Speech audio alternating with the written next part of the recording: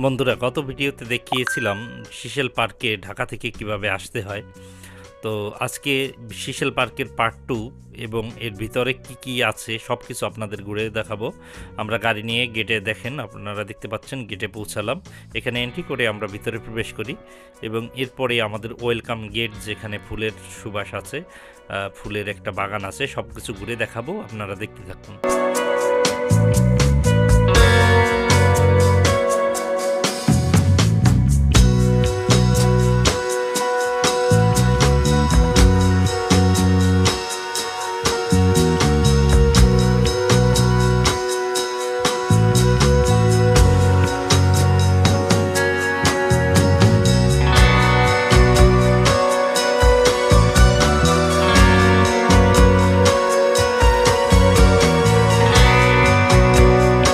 বন্ধুরা, ফুলের বাগান দেখা শেষে সামনে আমার পিছনে দেখতে পাচ্ছেন যে ঝর্ণাটা কৃত্রিম ঝর্ণা, সেখানে মানুষ ছবি তোলা একটা সুন্দর ভিউ পয়েন্ট, এবং সত্যি সাউন্ডটা অসাধারণ ঝর্ণার।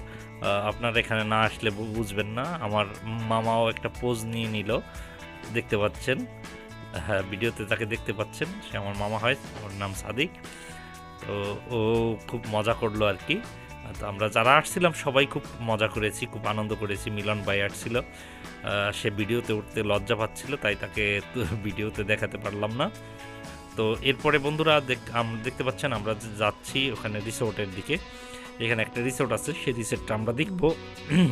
এখানে অনেকগুলো পিকচার পয়েন্ট আছে, যেখানে দাঁড়িয়ে মানুষ পিকচার তোলে। সব জায়গায় সুন্দর, আসলে না আসলে বোঝা যাবে না। ঢাকার মধ্যে এত সুন্দর একটা জায়গা, সুন্দর একটা পার্ক, সত্যি না আসলে বোঝা যায় না। আপনারা অবশ্যই একবার হলেও এখানে ঘুরে যাবেন। এখানে খরচ অত্যন্ত কম, ঠিক আছে? আপনাদের বেশি খরচ হবে না, খুব কম খরচেই আপনি আপনার বন্ধু বান্ধব নিয়ে এখানে ঘুরতে পারবেন। তো ভিডিওটা দেখতে থাকুন, আর কথা বাড়াবো না, আপনারা ভিডিওটা দেখুন।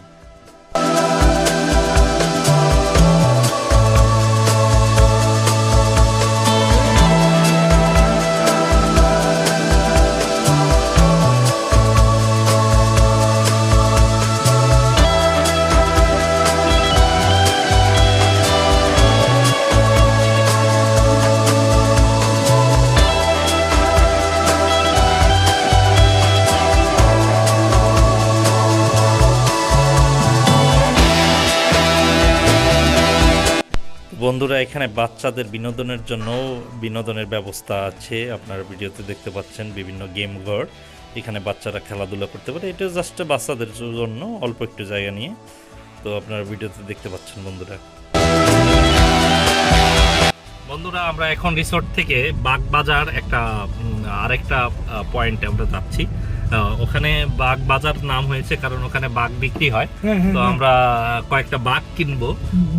আমি একটা চিতা কিনবো, আর পিছনে যারা আছে ওরা মেসো বাঘ কিনবে, ঠিক আছে? আর হাশেম ভাই বলতেছে যে আমার কিন্তু ব্ল্যাক প্যান্থার না হলে হবেই না, ঠিক আছে? নতুন